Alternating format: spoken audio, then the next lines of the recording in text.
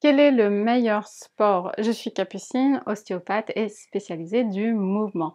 C'est une question que vous vous posez peut-être parce que vous voulez reprendre une activité physique, mais vous voudriez quelque chose qui soit bien pour votre corps, bien vieillir, ne pas vous faire mal. Voilà, vous avez peut-être tout un tas de raisons qui vous disent: «Mais quel sport je vais choisir?» Donc je vais répondre en 2 parties à, cette question qui est très intéressante. C'est-à-dire que d'un côté, on a quels sont les sports les plus physiologiques, qui respectent le plus notre corps, mais il faut faire la distinction entre ça, les sports qui sont physiologiques, que notre corps est capable de faire, que notre mécanique est faite pour ça, et les sports qu'on aime faire. Parce qu'à terme, c'est quand même mieux de faire un sport qu'on aime que de faire un sport qui est bien pour notre organisme, mais qu'on n'aime pas. Et dans tous les cas, si vous n'aimez pas ça, bah, vous ne le ferez pas. Donc faites bien la distinction entre ces deux choses-là. Si c'est quelque chose que vous aimez dans les sports physiologiques que je vais vous donner, tant mieux, allez-y, pratiquez-les. Mais si c'est pas quelque chose que vous aimez faire, dans ce cas-là, c'est pas forcément très intéressant. Allez sur des sports qui vous font plaisir parce qu'il vaut mieux, en tous les cas, bouger que ne rien faire. Donc préférez les sports qui vous font plaisir. Quand on parle de la physiologie, il faut comprendre comment notre corps il est fait et ce pourquoi il est fait. Donc on peut prendre l'homme paléolithique, néandertal, voilà, cette population, c'est nos ancêtres et qu'est-ce qu'ils faisaient? C'est ce pourquoi notre corps est fait. Donc qu'est-ce qu'ils faisaient? Ils marchaient, ils couraient, ils grimpaient, ils nageaient, sans doute un petit peu, ils portaient des charges. Voilà, c'est à peu près ce pourquoi notre corps il est fait. Et aujourd'hui, on a beaucoup de sports qui sont asymétriques. Tous les sports de raquettes sont des sports asymétriques.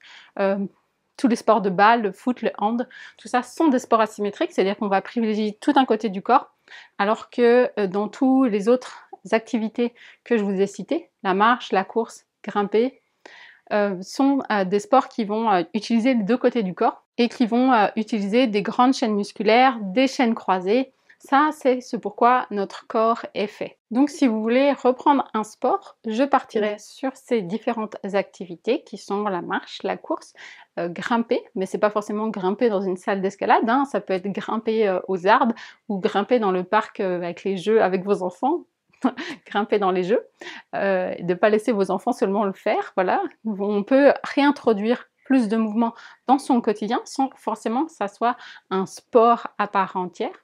Et si vous aimez d'autres sports, que vous souhaitez pratiquer ces autres sports, pour moi, ce qui serait intéressant, ça serait de pratiquer ces mouvements physiologiques comme préparation à votre entraînement.